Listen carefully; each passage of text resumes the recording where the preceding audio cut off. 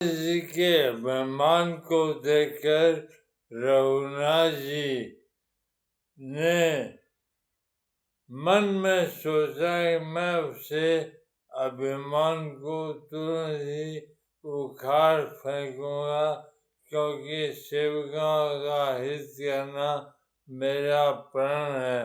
मैं अवश्य ही वह उपाय करूंगा जिससे मुनि का कल्याण और मेरा खेल हो।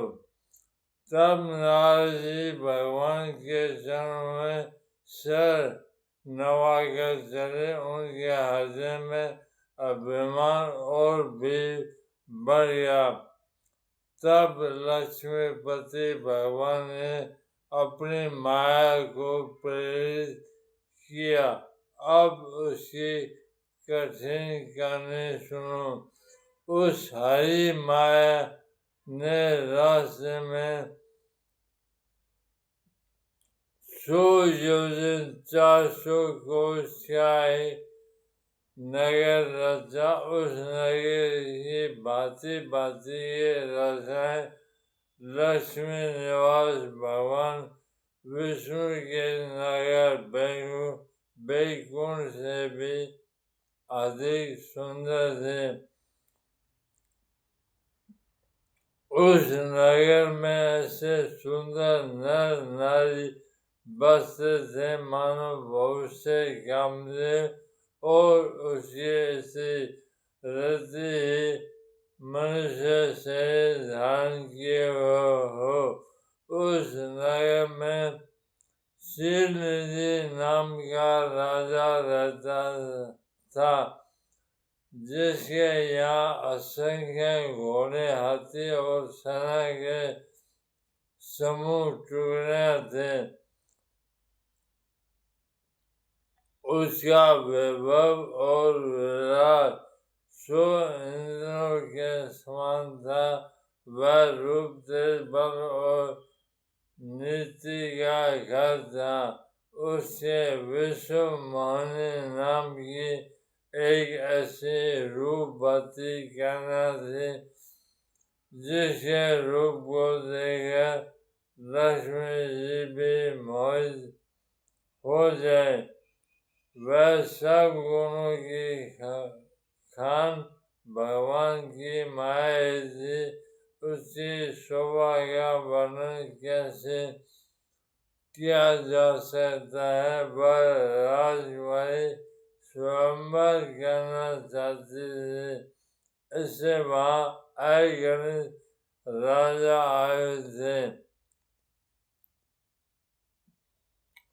खिलवाड़ी मुनि नारद जी उस नगर में गए और नगर वासियों से उन्होंने सब हाल पूछा। सब समाचार सुनकर वे राजा के महल में आए। राजा ने पूजा करके मुनि को आसन पर बैठाया। फिर राजा ने राजकुमारी को लाकर नारद जी को दिखाया और पूछा, हे नाथ, आप अपने हृदय में विचार कर इसके सब गुण दोष कहिए। उसके रूप को देखकर मुनि वैराग्य भूल गए और बड़ी देर तक उसकी ओर देखते ही रह गए। उसके लक्षण देखकर मुनि अपने आप को भी भूल गए और हृदय में हर्षित हुए। पर प्रकट रूप में उन लक्षणों को नहीं कहा। लक्षणों को सोचकर वे मन में कहने लगे, जो इसे ब्याहेगा वह अमर हो जाएगा और रणभूमि में कोई उसे जीत न सकेगा। यह शीलनिधि की कन्या जिसको वरेगी, सब चर अचर जीव उसकी सेवा करें। सब लक्ष्यों को विचार कर मुनि ने अपने हृदय में रख लिया और राजा से कुछ अपने ओर से बनाकर कह दिया। राजा से लड़की के सुरक्षण कर नारी चल दिए, पर उनके मन में ये चिंता थी कि मैं जाकर सोच विचार कर अब वही उपाय करूं जिससे यह कहना मुझे ही वरे अथा मुझे ही पति बनाए। इस समय जब तब से तो कुछ हो नहीं सकता। हे विधाता, मुझे यह कहना किस तरह मिलेगी।